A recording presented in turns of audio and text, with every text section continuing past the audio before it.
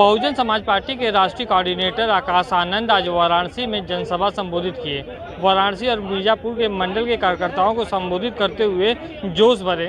आकाश आनंद युवा हैं, जिसके कारण युवाओं को देखने के लिए काफ़ी संख्या में भीड़ हुई। हम बात करेंगे लोगों से कि किस तरह उन्होंने आकाश आनंद को सुना और क्या कहेंगे। कैसी रही जनसभा, क्या कहेंगे? जनसभा बहुत बढ़िया रही, जो कि उनकी सरकार भी निकल रही है। जनसभा इसी तरह वोट भी देगी। जो कि मशीन में लोग जो बोलते हैं कि चुनाव होता है तो बोलते हैं कि चोरी होता है, चोरी नहीं होता, मशीनियाँ चुरा के बदली हो जाता है। और चुनाव आयोग जो है घोटाला करता है और रुपया लेकर जो है अपना योगी को जो कि कागज निकालता है, समझ रहे हैं? तो उन्होंने देने वाले देते हैं। उन्होंने बसपा, सपा, कांग्रेस और बीजेपी पर निशाना साधा है और इलेक्टोरल बॉन्ड जैसे विषय पर भी बात की, तो क्या कहेंगे? देखिए, ये इलेक्टोरल बॉन्ड पे बात जो किए हैं वो सही बात है, वो गलत तो है नहीं। आकाश आनंद जी गलत है नहीं। जनसंख्या सैलाब इतना उजड़ा जो उमड़ा था वो तो आप देख ही रहे हैं। ये लगभग में 4 से 5 लाख आदमी थे। अब मात्र चंदौली विधानसभा थे और चिव विधानसभा थे, बाकी तो था नहीं। इतना लोग, यही 3 विधानसभा के लोग थे, इतनी जनसंख्या थी। उसके बाद मैं ईवीएम पे एक बात बताता चाहता हूँ, ये आप लोग उठाइए या आवाज़ ना उठाइए, लेकिन मैं ये आप लोगों से आग्रह करना चाहता हूँ कि 2014 में मैं बूथ अध्यक्ष था। बूथ अध्यक्ष था, ये विधानसभा यहाँ से महेंद्र नाथ पांडे जी चुनाव लड़ रहे थे।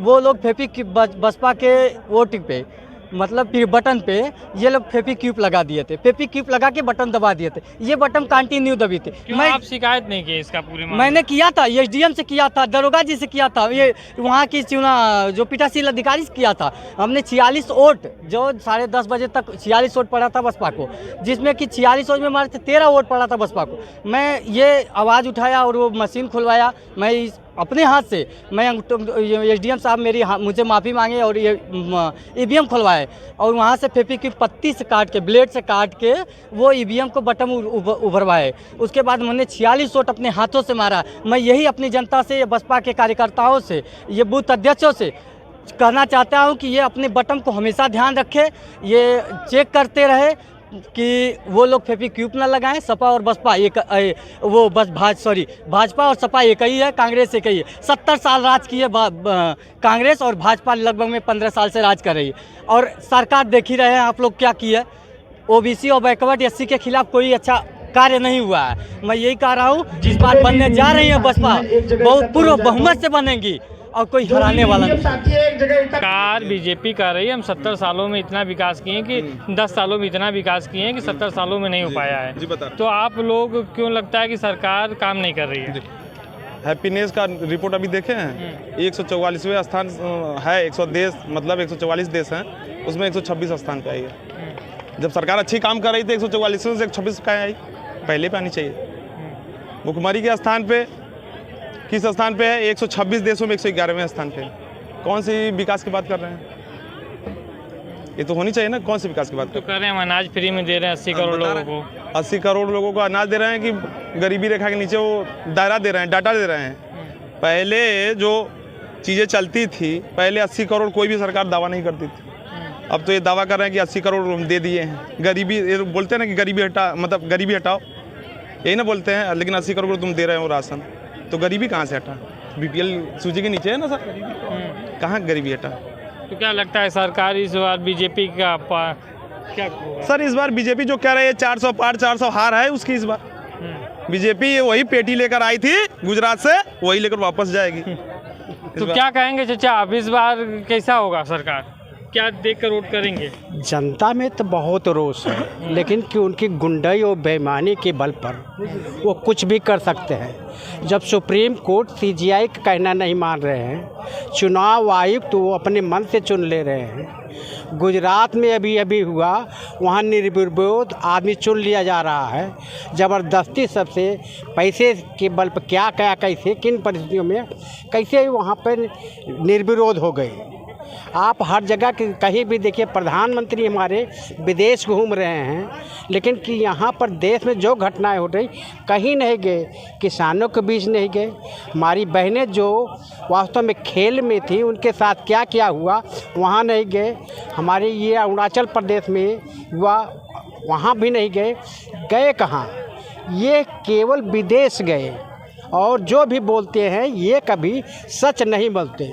मोदी माने झूठ, मोदी माने होता है झूठ, वो कभी सच बोलते ही नहीं। झूठ का पुलिंदा बीजेपी माने बड़की झूठ पार्टी, इससे झूठ पार्टी नहीं है। बीजेपी माने बड़की झूठ पार्टी। मोदी को विश्व नेता बताते हैं और विश्व गुरु भारत को बनाने वाले विश्व के नेता किस मामले में हैं? वहाँ पेट्रोल किस हालत में चल गया, कितना 40 रुपये से 100 रुपये हो गया, इतनी उन्नत की है। गैस की क्या हालत है, हमारे खाद्यान्न की क्या हालत है, गरीबी की क्या हालत है। पहले 35% गरीब थे, अब 80 करोड़ ये बनाने जा रहे हैं, नियर अबाउट 65%।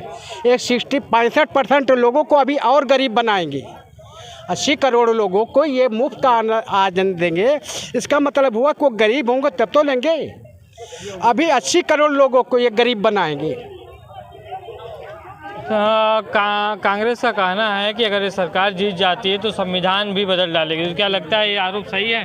बिल्कुल सही है, बिल्कुल सही है। ये यही चाह रहे हैं, इसीलिए अब इनके पास कौन सा ऐसा डाटा आ गया कि जो कह रहे हैं कि 400 के पार, 400 के पार। इसी वजह जुमलेबाजी की वजह से ये अगर कांग्रेस वाले कह रहे हैं कि 400 के पार हुआ तो संविधान जरूर बदल। तो क्यों ऐसा डर लग रहा है लोगों को? डर इसलिए लग रहा है कि गुंडई की सरकार है, मनमानी सरकार है, न तो CGI में विश्वास है, न चुनाव आयोग में विश्वास है। तो ये गुंडई के बलबूते पर सरकार चला रही है। माफिया गुंडा राज हम खत्म कर रहे हैं। वो माफिया इनके शासन काल में जितने भी भूमिगत थे सब धरातल पे आ गए। कहीं नहीं गुंडा राज खत्म हुआ है।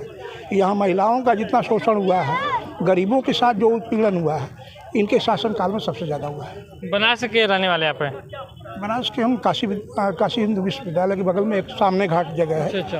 तो बनारस में कितना विकास देखते हैं मोदी जी? विकास देखिए कुछ भी नहीं हुआ। अगर सच कहिए, गरीबों को रोजी चाहिए, रोजगार चाहिए, सस्ता अनाज चाहिए, शिक्षा चाहिए, स्वास्थ्य चाहिए। ये बताइए कि गरीब की 4 व्हीलर है जो इस हाईवे पर चल रही है, उसको साइकिल से 2 फीट का रास्ता भी अगर मिल जाएगा, उसको रोजी रोटी मिल जाएगी, तो उसके लिए वो चाहिए, रोजी रोटी चाहिए। न कि हमको बढ़िया सड़क चाहिए, रिंग रोड चाहिए। हमको इस सब चीज़ की ज़रूरत नहीं है। गरीबों का विकास इससे नहीं होगा। तो क्या लगता है कि बहन जी को आना चाहिए? बहन जी को एकदम 1,01% इस समय ज़रूरत है कि आना चाहिए। जी हाँ। ये थे वाराणसी की जनता, जिन्होंने साफ तौर पे कहा कि सरकार गरीबों के हित में कार्य नहीं कर रही है। इसके लिए बहन मायावती को आना चाहिए, जो गरीबों के हित के कल्याण के काम करती है। सुरेंद्र गुप्ता, उत्तर प्रदेश टाइम्स, वाराणसी।